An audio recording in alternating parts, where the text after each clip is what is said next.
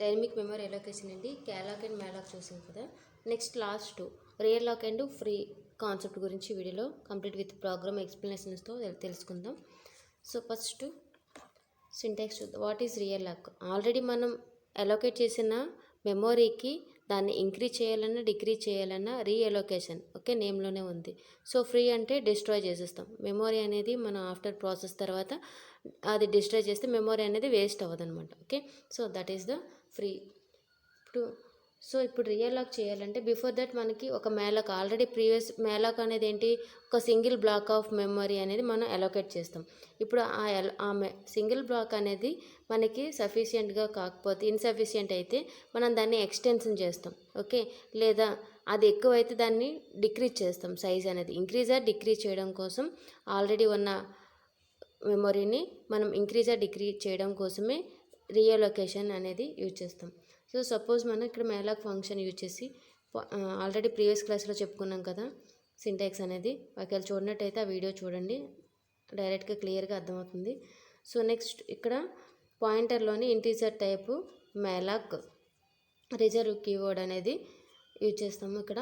So ఇక్కడ 2 into size of, so ఇక్కడ two ఎలిమెంట్స్ని ఇంటీజర్ టైప్ ఏదైతే ఉంటుందో అది సైజ్ ఆఫ్ ఫంక్షన్కి అప్పచెప్తే depend on the compiler. 16 bit అయితే 2/2, 32 బిట్ అయితే 4 బైట్స్ ఆక్యుపై చేసి, సో 2 బైట్స్ అయితే 2 ఇంటూ 2 4 బైట్స్ ఆఫ్ మెమొరీ అనేది ఎలోకేట్ చేస్తుంది ఇక్కడ మనకి. ఓకే, సో ఇది సఫిషియెంట్గా లేకపోతే ఇప్పుడు 2 ఎలిమెంట్స్ని మనం స్టోర్ చేయాలనుకుంటున్నాం. సో ఇక్కడ మనకు సఫిషియెంట్గా లేదు స్పేస్ అనేది, ఇంకా మనకు కొంత ఎనదర్ 2 బైట్స్ అంటే టోటల్గా 4 బైట్స్ మనకి స్టోర్ చేసే కెపాసిటీ కావాలి మెమరీ. అప్పుడు అలాంటి సిచ్యువేషన్లో మనం రియల్ లాక్ అనేది యూజ్ చేస్తాం. సో రియల్ లాక్ యొక్క సింటాక్స్ చూద్దాం. సో ఇప్పుడు మనకి పాయింటర్ వేరియబుల్ అనేది తీసుకుంటాం. పాయింటర్ వేరియబుల్ అనేది అడ్రస్ స్టోర్ చేయడం కోసం పాయింటర్ వేరియబుల్లో సో మనం ఏం స్టోర్ చేస్తాం, రియల్ లాక్. సో అది ఏ టైప్ ఆఫ్ డేటా అనేది మెన్షన్ చేయడం కోసం టైప్ క్యాస్ట్ ఓకే యాస్ట్రిక్. ఇక్కడ మనకి రియల్ లాక్ కాబట్టి realloc reserved keyword use చేస్తాం. సో నెక్స్ట్ ఇక్కడ మనం ఏం రాస్తామంటే old pointer. So old pointer ఏంటి, ఇది దీని స్పేస్ అనేది మనకు సరిపోలేదు కాబట్టి ఇది ఎక్స్టెన్షన్ చేస్తాం. సో దాని నేమ్ ఫస్ట్ మనం ఇక్కడ రైట్ చేయాలి. Pointer next new size in, new size ఏదైతే కావాలో అది మనం ఇక్కడ మెన్షన్ చేయాలి. ఓకే, సో ఇది సింటాక్స్. ఎగ్జాంపుల్ చూద్దాం. Pointer equal to a type of data, integer realloc. ఇక్కడ మనకి ఓల్డ్ పాయింటర్ ఏంటి, పీటీఆర్. సో పీటీఆర్ అని తీసుకున్నాం. ఇక్కడ నాకు 2 బైట్స్ తీసుకున్నాం. అదే ఇప్పుడు మనం 4 ఎలిమెంట్స్ మనం స్టోర్ చేయాలి. So that's why 4 into same as it ఈస్గా సైజ్ ఆఫ్ ఇంటీజర్ని స్టోర్ చేస్తున్నాం. ఇప్పుడు మనం ఎప్పుడైతే 4 చేస్తున్నామో అది 2 బైట్స్ అయితే 4 ఇంటూ 2 8 బైట్స్ ఆఫ్ మెమొరీ అనేది ఎలోకేట్ చేస్తున్నాం. 8 బైట్స్ ఆఫ్ మెమొరీని ఎలోకేట్ చేస్తాం. సో ఇది స్టార్టింగ్ 2020 దీని పొజిషన్ అంటే ఈ పాయింటర్ అనేది స్పేస్ ఉంటే దీని యొక్క అడ్రస్ బేస్ అడ్రస్ని ఈ పాయింటర్లో స్టోర్ చేస్తున్నాం మనం. ఓకే, సో ఎగ్జాంపుల్ ప్రోగ్రామ్ చూద్దాం, క్లియర్ అవుతుంది మీకు.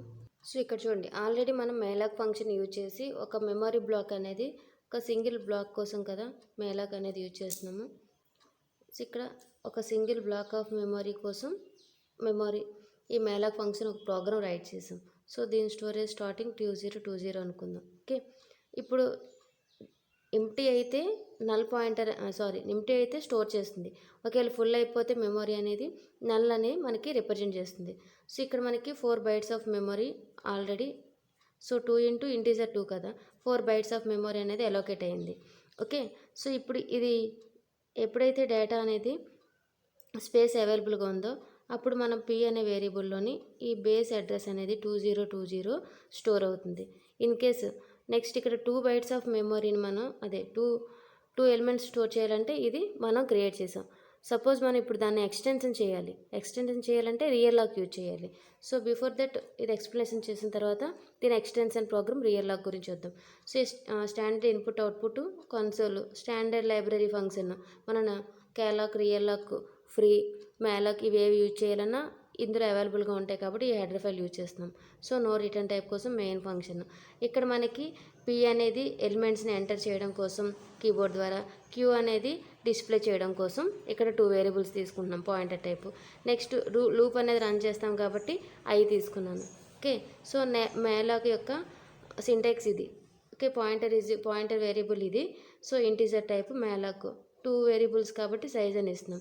So if p equal to in case మనకి మెమొరీ అనేది ఫుల్ అయితే మనకి నల్ పాయింటర్ అనేది రిటర్న్ చేయాలి, అంటే మెమొరీ ఫుల్ అని ఒక మెసేజ్. సో ఎప్పుడైతే మెమొరీ ఫుల్ అవుతుందో అది ఎగ్జిట్ అయిపోవాలి. సో దానికోసం ఇది రాశాను. ఇన్ కేసు మెమొరీ అనేది స్పేస్ అవైలబుల్గా ఉంటే ఎంటర్ 2 ఎలిమెంట్స్ మనం ఎంటర్ చేస్తాము. అది ఒక మెసేజ్ కోసం ప్రింట్ ఆఫ్ ఇచ్చాను. సో అది లూప్ రన్ అవ్వడం కోసం ఇక్కడ ఇనిషియల్గా 0 to 2 ఎలిమెంట్స్ కాబట్టి దానికి తగ్గ మనం ఫర్ లూప్ అనేది రాసాం. నెక్స్ట్ అది కీబోర్డ్ ద్వారా మనం ఎలిమెంట్స్ ఎంటర్ చేసి రీడ్ చేయాలి కాబట్టి %d p అని ఇచ్చాం. సో ఇప్పుడు మనకి ఇది లూప్ మనకి ఇటరేషన్ ఇంక్రీజ్ అవ్వడం కోసం ఇది. ఇక్కడ మనకి చూడండి ఈ బ్లాక్ ఉంది. ఇక్కడ నెక్స్ట్ బ్లాక్కి మనకి మూవ్ అవ్వడం కోసమే ఇక్కడ p++ అనేది. ఓకే, అంటే నెక్స్ట్ వాల్యూ స్టోర్ చేయడం కోసం ఇది p++ అనేది ఇంక్రీజ్ చేశాను. ఇప్పుడు మనకి స్పేస్ అనేది ఓన్లీ ఎందుకు క్రియేట్ చేసాం, 2 ఎలిమెంట్స్ స్టోర్ చేయడం కోసమే. ఓకే, ఇప్పుడు మనం ఏం చేస్తామంటే 4 ఎలిమెంట్స్ స్టోర్ చేయాలి. సో 4 ఎలిమెంట్స్ మనం స్టోర్ చేయాలి అంటే దీన్ని ఎక్స్టెన్షన్ చేయాలి. సో రియల్ లాక్కి మనం చెప్పుకున్నాం syntax, pointer variable is equal to integer type. Okay, realloc ఇచ్చి p అంటే ఓల్డ్ పాయింటర్ ఏంటి, ఓల్డ్ పాయింటర్ p ఉంది కదా, p కామా ఇప్పుడు దీనికి 2 ఎలిమెంట్స్ ఇచ్చాం, ఇప్పుడు 4 ఎలిమెంట్స్ అంటే 4 into size of integer. So based on the compiler బట్టి మనం దాన్ని రాస్తాం. సో 2 bytes ఆక్యుపై చేస్తే 2 bytesని, లేదంటే 4 bytes అయితే 4 into 4. Okay, 16 blocks. ఇప్పుడు సపోజ్ ఇది 2 bytes అనుకుందాం, 16-bit compiler. 2 into 4 8 bytes of memory కోసం దీనికి డేటా అనేది మెమొరీ అనేది ఎక్స్టెన్షన్ అవుతుంది. ఓకే, సో ఈ విధంగా రియల్ లాక్ అనేది యూజ్ చేస్తాం. ఇప్పుడు నెక్స్ట్ ఇన్ కేసు ఇక్కడ మెమొరీ అనేది సిస్టమ్ అనేది ఇక్కడ ఎఫిషియెంట్గా లేకపోతే ఫిల్ అయిపోయి ఉంటే అక్కడ మనం ఒక కండిషన్ అనేది అప్లై చేయాలి.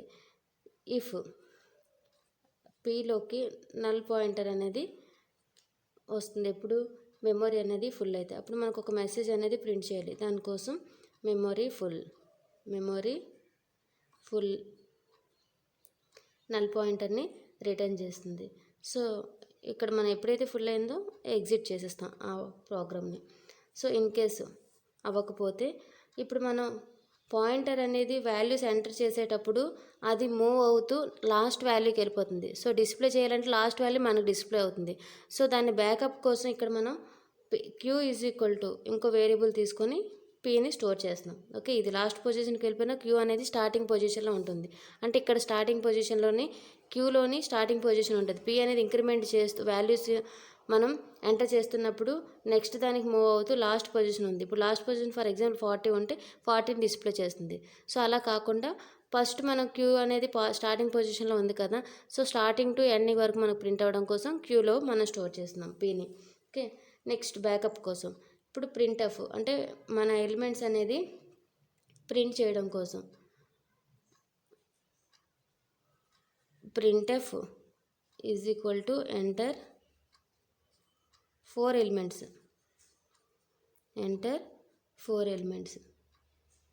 ఓకే, సో ఇప్పుడు నెక్స్ట్ ఫర్ లూప్ ఇక్కడ రైట్ చేద్దాం. ఈ ఫర్ లూప్ అనేది వాల్యూస్ని మనం త్రూ కీబోర్డ్ ద్వారా ఇవ్వడం కోసం i ఈక్వల్ టు 0, ఇక్కడ 4 ఎలిమెంట్స్ కాబట్టి 4 i లూప్ అనేది రన్ అవ్వడం కోసం. Next scanf through at the time of the run time ఇస్తున్నాం కాబట్టి ఎలిమెంట్స్ అవి రీడ్ చేయడం కోసం %d pని నెక్స్ట్ pని ఇంక్రిమెంట్ చేస్తున్నాం. సో మనం ఇప్పుడు ఏంటి ఎలిమెంట్ అనేది ఎంటర్ చేసేటప్పుడు ఇక్కడ ఫస్ట్ ఒక 10 అని ఇచ్చాం, నెక్స్ట్ 20, ఇలా నెక్స్ట్ బ్లాక్కి మనకి వాల్యూస్ అనేది అసైన్ అవడం కోసం ఇక్కడ ఇంక్రిమెంట్ అనేది యూజ్ చేశాను. నెక్స్ట్ ప్రింట్ఎఫ్ ఈ ప్రింట్ఎఫ్ దేనికోసం అంటే ఎంటర్ చేసిన వాల్యూస్ అనేది మనకి డిస్ప్లే అవ్వడం కోసం ప్రింట్ఎఫ్ అనేది యూజ్ చేస్తున్నాను. ఓకే, సో మనం ఎక్కడున్న ఈ పీ అనేది ఇంక్రిమెంట్ అవుతూ లాస్ట్ పొజిషన్కి వెళ్ళిపోయింది. స్టార్టింగ్ పొజిషన్ క్యూ ఉంది కదా, సో క్యూని మనం ప్రింట్ చేస్తే స్టార్టింగ్ పొజిషన్ ఉంది. మనం క్యూ డైరెక్ట్గా ఇస్తే అందులో ఉన్న అడ్రస్ అనేది ప్రింట్ చేస్తుంది. సో అందులో ఆ అడ్రస్లో ఉన్న వాల్యూ ప్రింట్ అవ్వాలి అంటే మనకి స్టార్ క్యూ అని ఇవ్వాలి. Okay, address of this value. Next value, అన్ని వాల్యూస్ మనకి మూవ్ అవుతూ డిస్ప్లే చేయాలి కాబట్టి Q plus plus. Okay, so next ఇక్కడ మనం ఇప్పుడు ప్రోగ్రామ్ అనేది కంప్లీట్ అయిపోయింది. వాల్యూస్ అనేది ఇక్కడ మనం రీడ్ చేస్తాం. సో అవుట్పుట్ ఏమొస్తుంది, ఇక్కడ ఎప్పుడైతే ఎంటర్ చేస్తామో అవన్నీ ఇక్కడ 10, 20, 30, 40 ఇలా స్టోర్ అయిపోతాయి. సో ఎప్పుడైతే మనం ప్రింట్ చేస్తామో ఫస్ట్ పొజిషన్లో ఉన్నప్పుడు 10, నెక్స్ట్ ఇంక్రిమెంట్ అయ్యేటప్పుడు 20కి నెక్స్ట్ బ్లాక్లో ఉన్న వాల్యూ, నెక్స్ట్ 30, నెక్స్ట్ 40 అలా మనకు ప్రింట్ అయిపోతాయి. సో ఇప్పుడు మనకి మెమరీ అలోకేట్ చేసాం కదా, ఈ అలోకేట్ చేసిన మెమరీ అనేది డిస్ట్రై అంటే ఫ్రీ చేయడం కోసం మనం ఏం చేస్తామంటే సింపుల్గా ఫ్రీ పీ అంటే ఫస్ట్ పాయింటర్ ఉంది కదా, ఇందులో అలోకేట్ చేసిన మెమరీ ఫ్రీ అయిపోవడం కోసం. నెక్స్ట్ క్యూ కూడా ఉంది కదా, అలోకేట్ చేసాం కదా, నెక్స్ట్ దీన్ని కూడా క్యూని కూడా ఫ్రీ చేయాలి. అప్పుడు ఇందులో ఉన్న డేటా, ఇందులో ఉన్న మెమరీ అలోకేషన్ అనేది ఫ్రీ అయిపోతుంది. ఫైనల్గా గెట్ సిహెచ్ మెయిన్ బ్రాకెట్ అనేది close. Okay, so this is the realloc and free function concept. Thank you.